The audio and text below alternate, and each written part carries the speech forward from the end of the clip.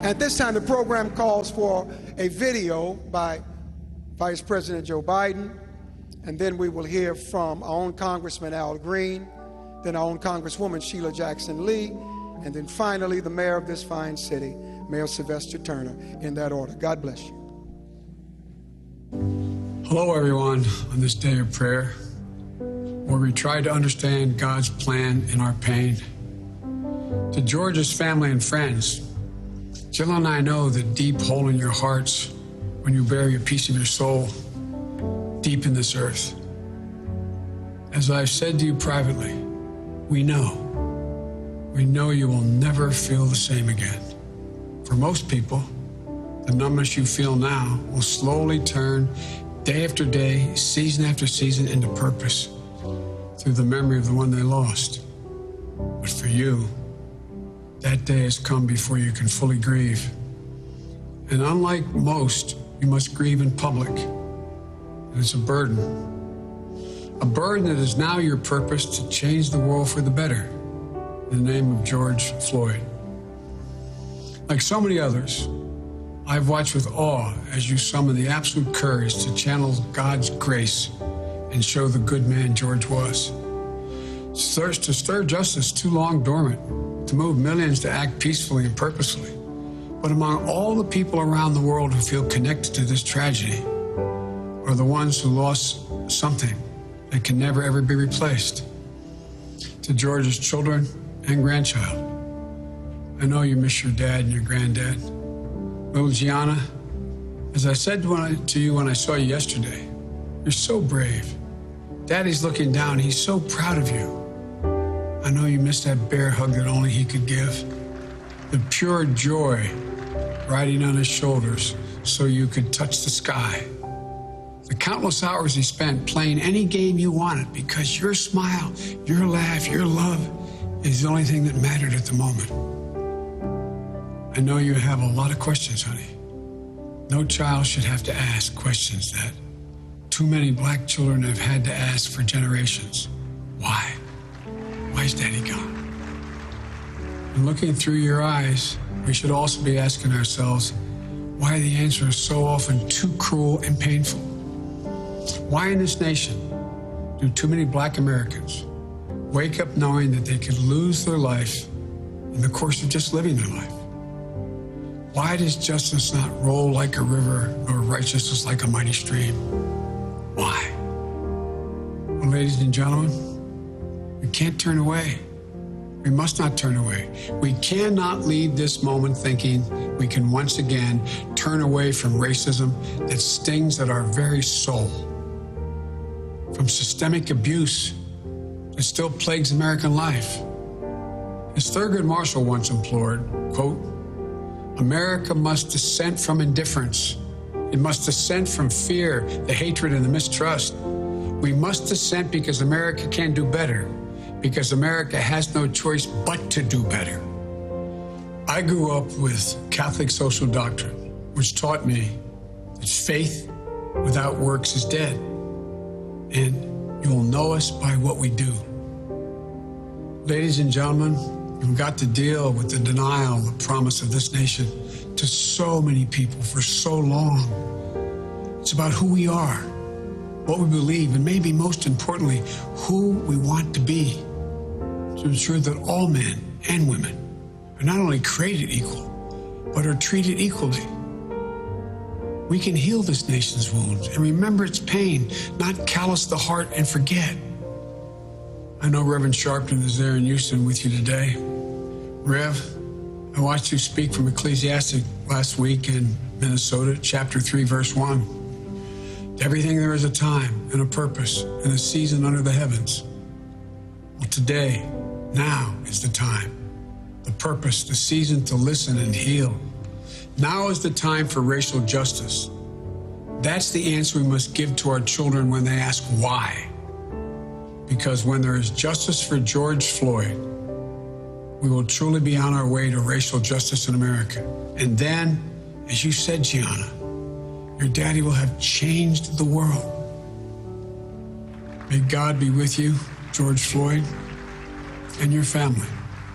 and the words of a hymn from my church based on the 91st Psalm. May he raise you up on eagle's wings, bear you on the breath of dawn, and make you to shine like the sun, and hold you in the palm of his hand. God bless you all. God bless you all.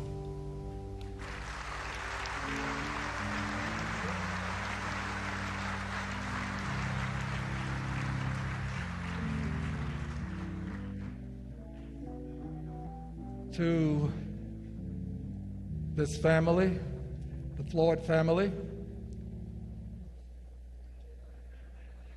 to Reverend Al Sharpton, the voice for the hopeless, help for the helpless, and power to the powerless.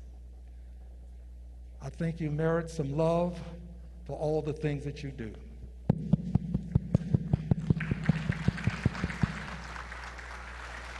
To Attorney Crump, who takes on the cases that many people would conclude are lost causes, but you do it and you win because you fight.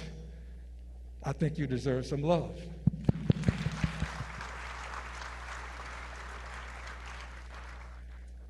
Just a few more. We are honored today here in the 9th Congressional District to have the chairperson of the conscience of the Congress. The Honorable Karen Bass is with us. She has traversed some distance. Would you please show her and the members of the CBC some love? Would you please stand? This is my congressional district. I want all of the Congress people who are here to stand, please. Show them some love. My colleague Jackson Lee is here. Thank you. To Mayor Turner, my dear friend and fraternity brother, to Judge Hidalgo, the commissioners, to all of the members of the council. And I want to say a special word about another great American who's here with us today, one whose name means helper of humankind, one who was there with Dr. King, one who is the father of the civil rights movement right here in Houston, Texas, one that we know and love, the Honorable William Alexander Lawson. He deserves some love. He is in the house today. The Honorable William Alexander, helper of humankind, Lawson.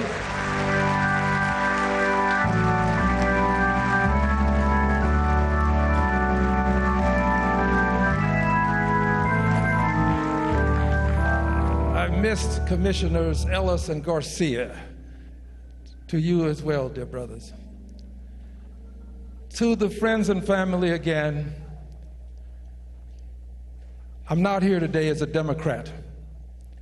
We're not here as Republicans. We're not here because we're rich or poor. We're not here because we're conservative or liberal. We are here because Pastor Remus Wright was so right when he said, we have no expendables in our community. George Floyd was not expendable. This is why we're here.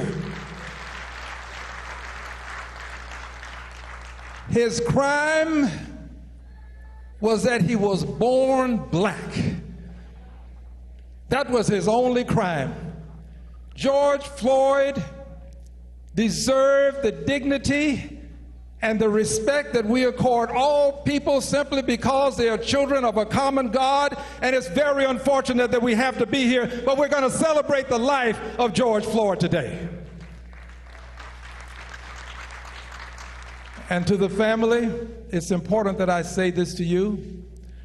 We who are here today are here to say we stand with you. We will be there for you. Let's let them know they are not alone. Let's give them some love. Let's say to this family, we are here to stay. Say it for the family, please, with some love. Give them some love, please, the family. I believe you can do better than that. If you love them and you know it, why don't you stand up and show it? Let's make it clear that we are here for them, that we will make it known to the world that they are not going to suffer because we are going to support them. And finally this. Members of Congress have the privilege of having flags flown over the Capitol. We do it for important occasions, important people. But I want you to know this. I had this flag flown over the Capitol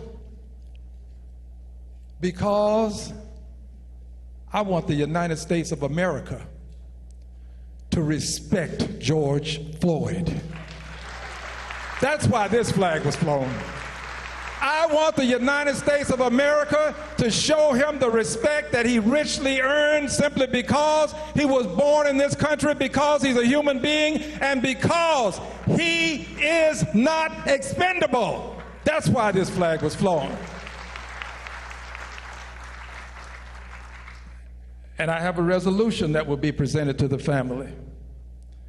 And this resolution will become a part of the records of the Congress of the United States of America.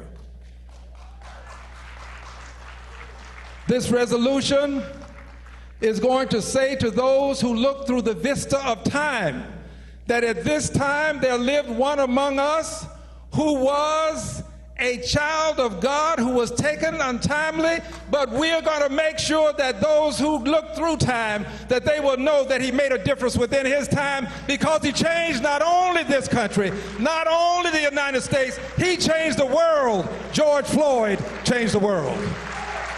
And we're going to make the world know that he made a difference.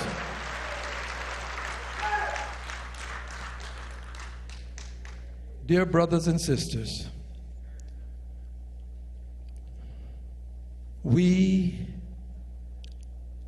have a duty, responsibility, and an obligation not to allow this to be like the other times. We have a responsibility to not only George Floyd, but to all of those other persons, Breonna Taylor. Yeah, we have a responsibility to each one of them to make sure that we do not walk away today after having celebrated his life and not taken the next step to commemorate and to assure the future generations that this won't happen again. It's time. So, brothers and sisters, the Congressional Black Caucus has done something. It's historic. The Honorable Karen Bass, under her leadership, we have now a law that makes it against the law to put your foot on the neck of a person. It's against the law. You can't have a no-knock law. It's against the law. You're going to have to wear your body cameras. It's against the law. The Congressional Black Caucus is making a difference. But I believe there's one more thing that we ought to do to make a difference. We have got to have reconciliation. This country has not reconciled its differences with us. We survived slavery, but we didn't reconcile. We survived segregation, but we didn't reconcile.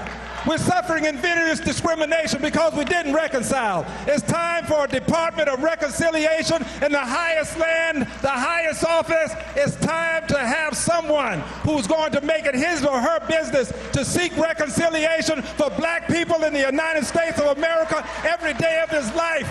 That's what it is it's all about. It's time for us to reconcile. We need a Department of Reconciliation. God bless you. God bless the United States of America. Just before Congresswoman Sheila Jackson Lee comes, let me tell you, we have a gate time at the cemetery for 3 o'clock. And I want us to be conscious of the fact that we've got a long, drawn-out program here. And I want to give the guest speaker an opportunity to have what he has to say. I want to give the family certainly an opportunity to say what they have to say, and the preachers that are on program to say what they have to say. So I'm asking all of you, if you will just be brief, brothers and sisters, be brief. Amen, amen, amen. We've got to get through this. They have to get to the cemetery before 3 o'clock. And you know, that's a long entourage going that way. So I'm asking you to be sensitive to everybody that's coming behind you. And let's try to keep it to the 2-minute rule, okay? Let's do as best we can. I'm going to forego my remarks today. I can speak to the family at a later time and tell them and encourage them. And I want to give an opportunity to make sure that all the family's requests are met. So I'm asking you, when you come forward, please, please, please be sensitive to 2 minutes, okay? God bless you. God bless you. Encourage your heart.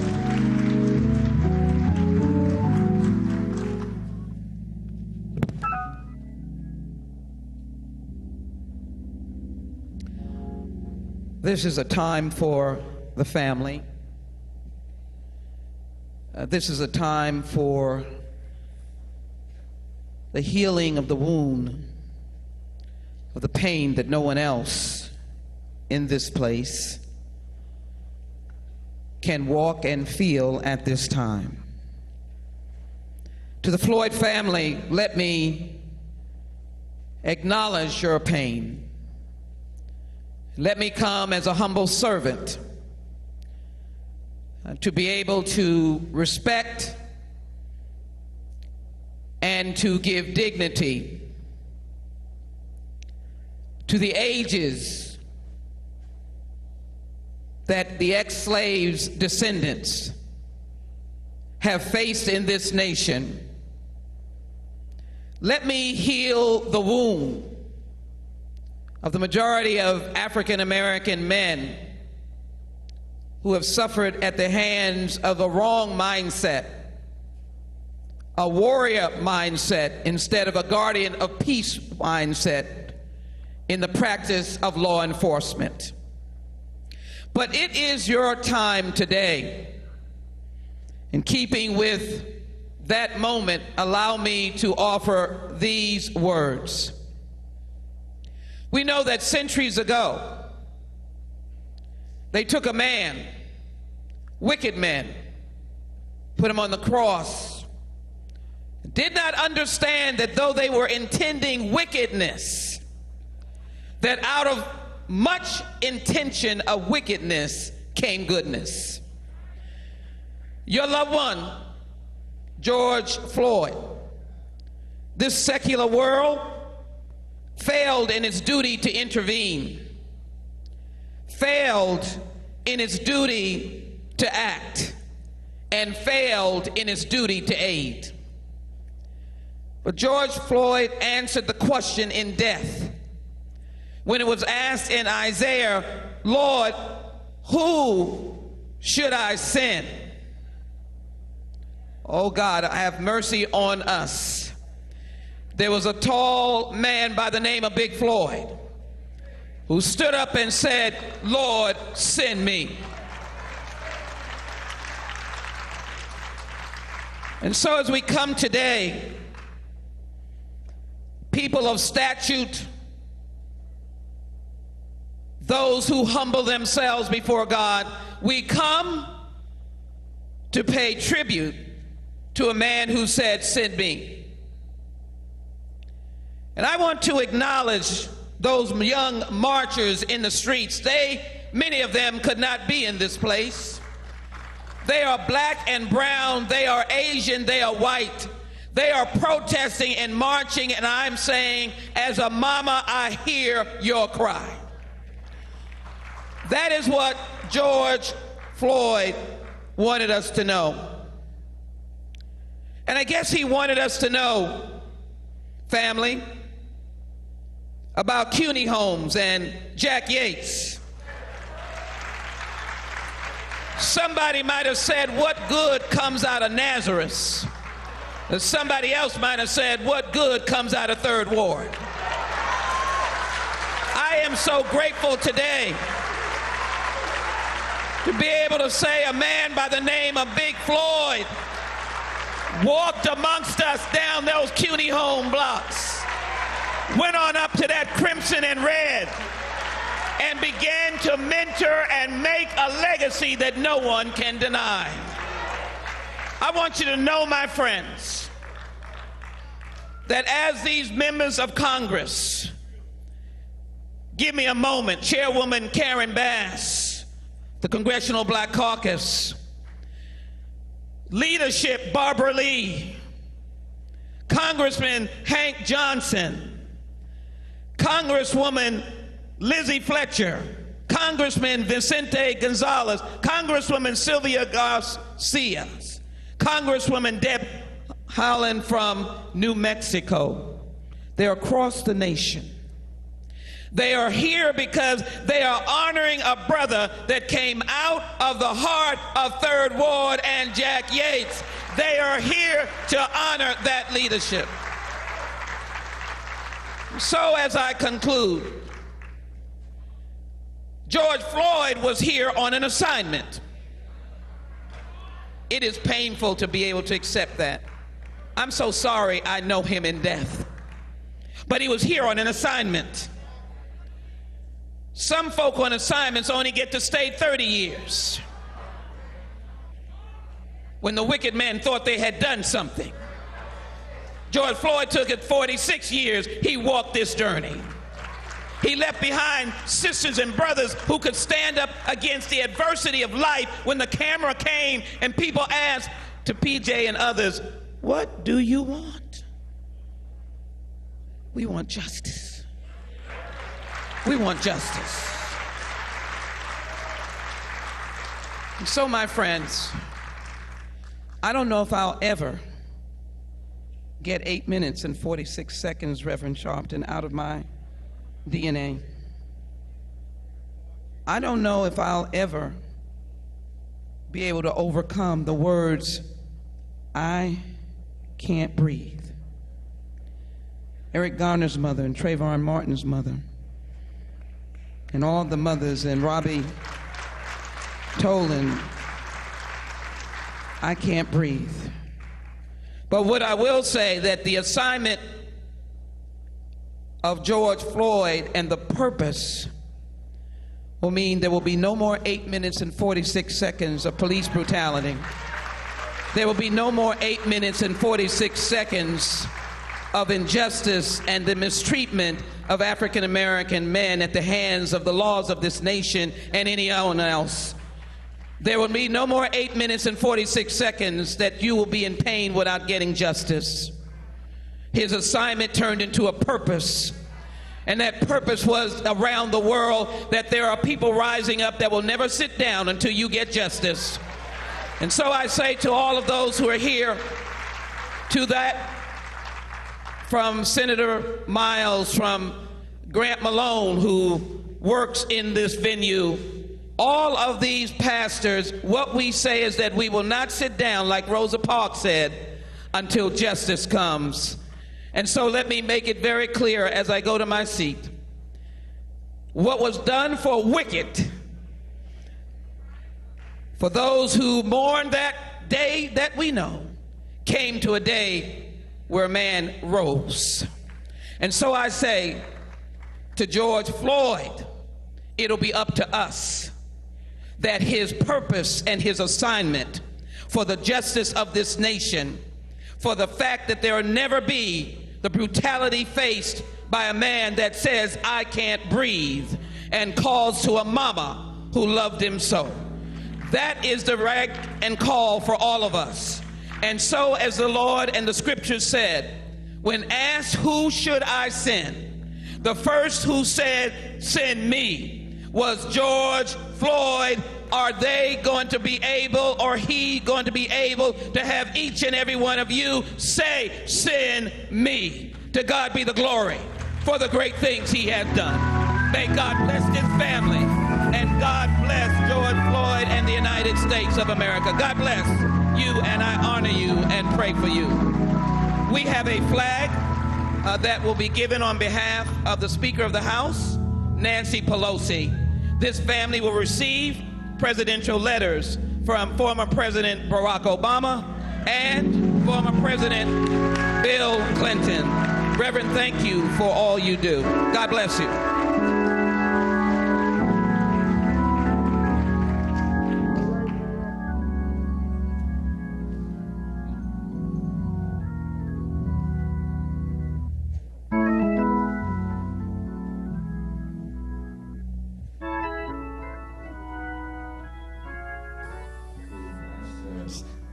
Raymond sent me a ride, and to Reverend Al Sharpton and all of the other clergy that are here, and to the Garner, Brown, Arbery, and Martin families, and certainly to this particular family.